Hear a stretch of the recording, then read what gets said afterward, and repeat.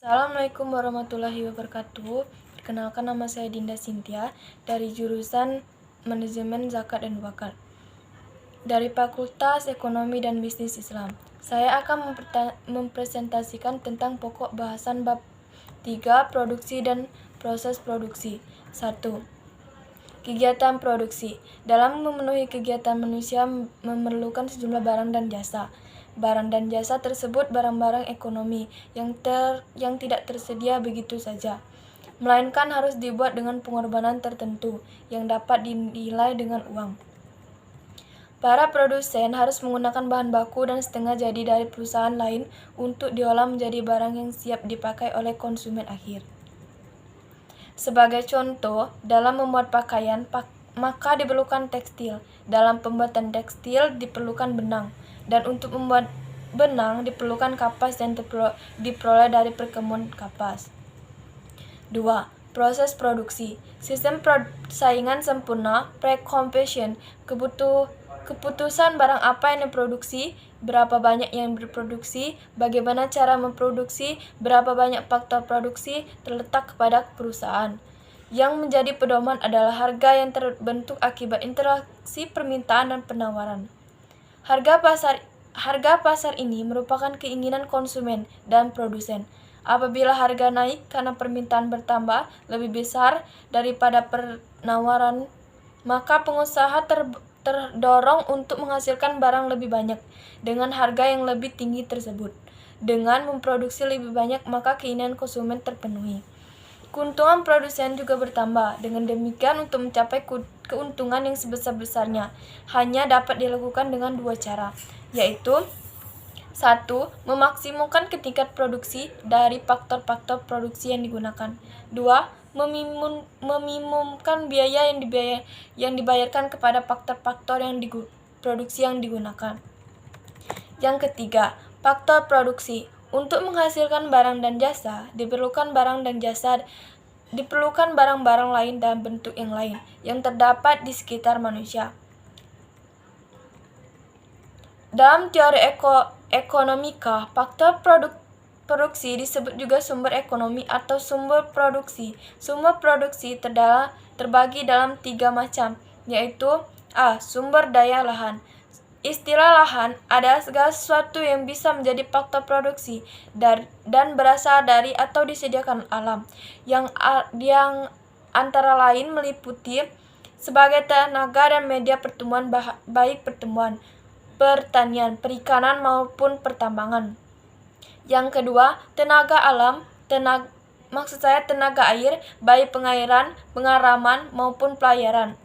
Yang ketiga, ikan dan mineral, baik darat, danau, tambak, kuala maupun laut.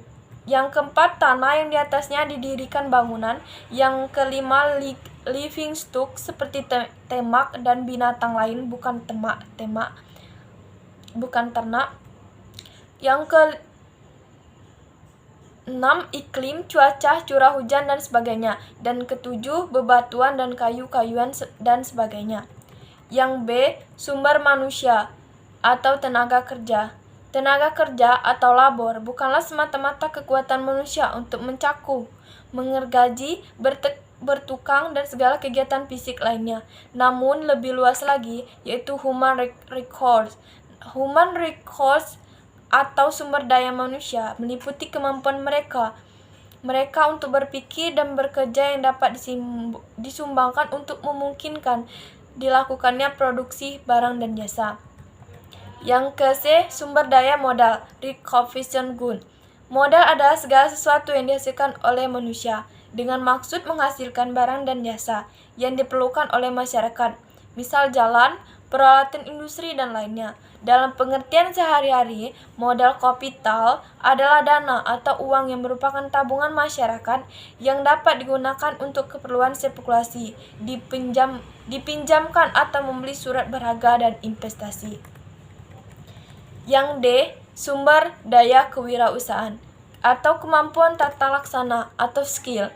Ketika faktor produksi di atas adalah kewirausahaan adalah kemampuan seseorang untuk menjalankan sesuatu perusahaan sehingga dapat berjalan dengan efisien, dan menguntungkan. Fungsi kewirausahaan adalah mengorganisasi dan menggabungkan berbagai jenis faktor produksi untuk menghasilkan barang dan jasa yang diperlukan masyarakat.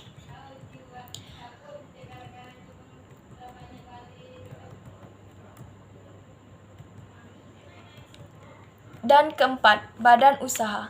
Kegiatan produksi diselenggarakan oleh badan usaha atau perusahaan yang merupakan satuan ekonomi dalam menyelenggarakan proses produksi.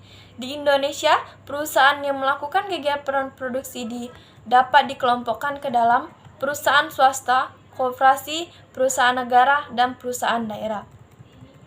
Perusahaan swasta adalah perusahaan yang modalnya dimiliki oleh pihak swasta, baik swasta nasional, asing, maupun gabungan swasta asing dan nasional. Dari sudut yuridis, perusahaan swasta dibedakan menjadi perusahaan perseorangan. Perusahaan perseorangan adalah suatu bentuk badan usaha yang pemiliknya adalah seorang yang melakukan kegiatan produksi untuk mendapatkan laba.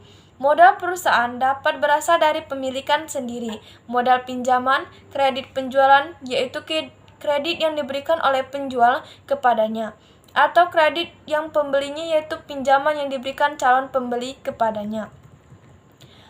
Sedangkan perusahaan persekutuan dibedakan menjadi persekutuan firma, dan persekutuan komite. Firma adalah persekutuan untuk menjalankan perusahaan dengan memakai nama bersama. Mereka yang bersekutu dengan mendirikan dengan membaut akte resmi, atau akte di bawah tangan. Tiap sekutu bertanggung jawab atas hutang persekutuan. Bila memperoleh keuntungan, maka laba dibagikan kepada para sekutu. Yang ke-B, koperasi. Koperasi merupakan lembaga ekonomi berwatak sosial yang merupakan perusahaan yang sesuai UUD 1945 pasal 33 ayat 1 yang menyebutkan bahwa perekonomian disusun sebagai usaha bersama berdasarkan atas azas kekeluargaan. Yang ke-C, perusahaan negara. Sesuai Impres Presiden RI nomor 17 tahun 1967, maka perusahaan negara digolongkan menjadi 1. Perusahaan jawatan, mempunyai ciri yaitu pengabdian dan pelayanan kepada masyarakat, merupakan bagian dari departemen, dirjen, direktorat, dan pemda. Dipimpin seorang kepala yang bertanggung jawab kepada atasan dalam hierarki pemerintah, memperoleh fasilitas negara dan pegawainya pegawai negerinya. Perusahaan umum, mempunyai ciri yaitu melayani kepentingan umum, memupuk keuntungan, berstatus badan hukum, bergerak di bidang jasa vital, publik teliti, hukuman, diatur secara berhubungan perdata. Modal dimiliki negara, dipimpin direksi, pegawai-pegawainya perusahaan negara. Laporan tahunan disampaikan kepada negara. Yang D, atau yang terakhir, perusahaan daerah. Perusahaan daerah adalah perusahaan yang sahamnya dimiliki Pemda. Perusahaan daerah bertujuan mencari keuntungan yang nantinya dapat dipakai untuk pembangunan daerah. Kekayaan perusahaan dipisahkan dari kekayaan negara untuk menghindari praktek usaha yang tidak efisien. Sekian untuk presentasi saya hari ini. Apabila ada salah kata, apa ada yang salah, saya minta maaf. Wassalamualaikum warahmatullahi wabarakatuh.